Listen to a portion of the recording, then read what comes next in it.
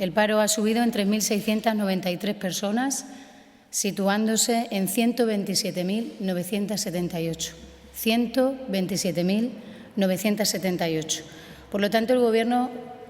la única valoración que tiene que hacer es la valoración de la realidad. Estos datos son malos, muy malos. Por tanto, el paro es la principal preocupación del Gobierno de la Junta de Extremadura. Lo que tenemos que hacer es arreglar este problema y en los 2 meses y medio que llevamos gobernando y estamos al frente de la Junta de Extremadura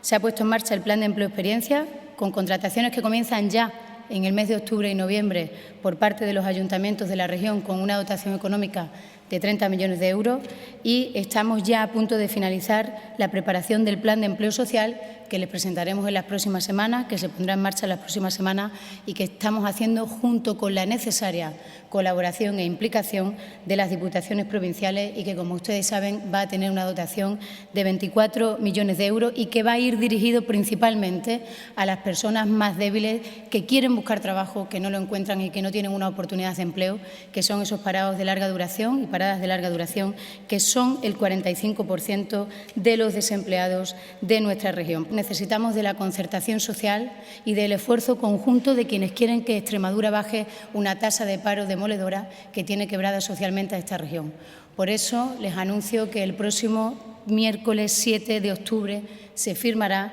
la declaración del diálogo social en Extremadura en aras a esa concertación social que necesitamos en una región que tiene una tasa de paro como la que tiene y que tiene grandes problemas que resolver, que un Gobierno solo, a pesar de poner todo el esfuerzo posible y todo el trabajo posible, no puede hacerlo solo y con un Parlamento también, con una representación parlamentaria que carece de mayoría absoluta. Es necesario el diálogo, es necesaria la concertación y esa, por tanto, es la hoja de ruta que este Gobierno va a coger y que va a sellar y firmar el próximo día 7 y que, desde luego, no se va a quedar en una fotografía